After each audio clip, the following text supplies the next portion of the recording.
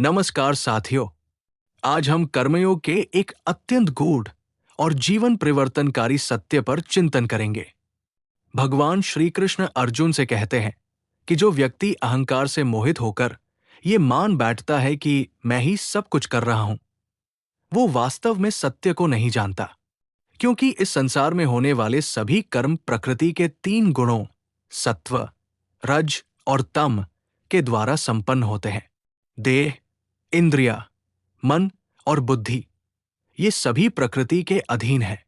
लेकिन जब मनुष्य अज्ञानवश स्वयं को ही कर्ता मान लेता है, तब अहंकार जन्म लेता है और वही उसे बंधन में डाल देता है। श्री कृष्ण आगे समझाते हैं, जो तत्व को जानने वाला है, अर्थात जो ये समझ चुका है कि गुण ही गुणों में प्रवृत्त हो रहे हैं, वो न तो कर्म से घबराता है और न ही कर्म से आसक्त होता है। वो जानता है कि शरीर और इंद्रियां अपना कार्य कर रही हैं और आत्मा केवल साक्षी है। ऐसा ज्ञानी व्यक्ति भक्तिभाव से कर्म करता है। वो कर्म को भगवान को अर्पित कर देता है। उसका जीवन सेवा बन जाता है और सेवा ही साधना बन जाती है।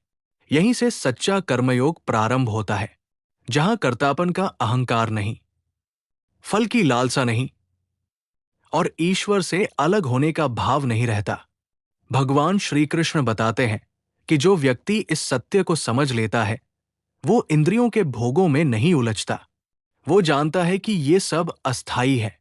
उसका मन स्थिर रहता है, क्योंकि वो स्वयं को शरीर नहीं, आत्मा मानता है, जो भगवान का अंश है, नित्य है, शुद्ध है, आनंद स्वरूप है।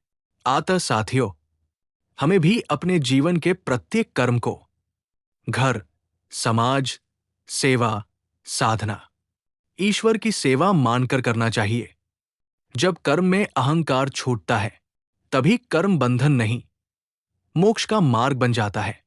यही है श्री कृष्ण का कर्मयोग। यही है जीवन जीने की दिव्य कला।